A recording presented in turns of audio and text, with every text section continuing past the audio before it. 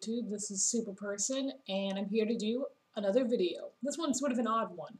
I was looking through YouTube and I found my old channel I'd forgotten that I had. This channel was from 3 years ago? 3 or 4 years ago? And I had a couple of fish videos on it, and I thought it'd be interesting to show you guys my old fish tanks.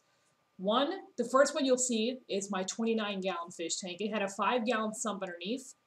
Well, I don't know if I didn't watch the whole video again. I will after this. I think I had, at one point I had Chato in there. It had a baffler, what do you call it, a little plastic wall. Had a pump down there. That's where I had my phosphate reactor in the end. That's where I had my, what's the other thing called? Oh, God. Oh, what is it called? Protein skimmer. Protein skimmer. That's where I had my protein skimmer, too.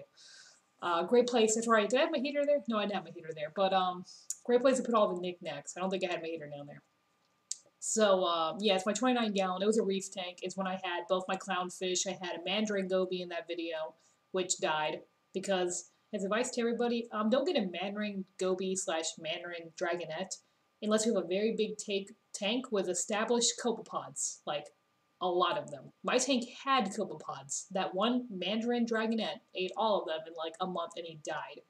It was sad. He was so pretty too. You'll see him in the video. Really pretty. Beautiful, beautiful fish. But a 29-gallon just doesn't have enough to sustain him, especially since he was so large. I also had the firefish. Had the 2 clownfish. Those 2 clownfish you saw, they actually made it at the very end of my having the tank. And I had that tank about 3 years ago. So at the very end of that, they actually made it on their little heater and on the power head. It was kind of cute. Watching them do the dominance battle and the twitching thing. What else did I have in there? And I had the Watchman goby. I always have Watchman gobies. I think they're fun. I had lots of corals. I had some different button polyps. I had a Kenya tree that ended up taking over my whole tank later down the line. I can't remember some of the names of the things. I had mushrooms that were doing well in there, I think.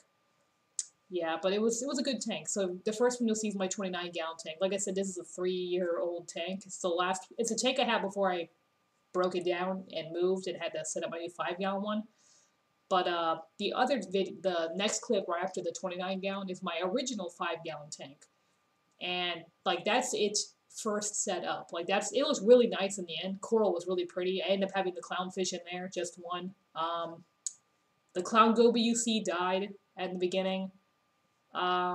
What's it happen there? The yellow Watchman goby? Oh, he lived. He's the same one that was in the 29-gallon tank. He transferred over. I ended up having a Watchman goby and a clownfish and 2 striped gobies.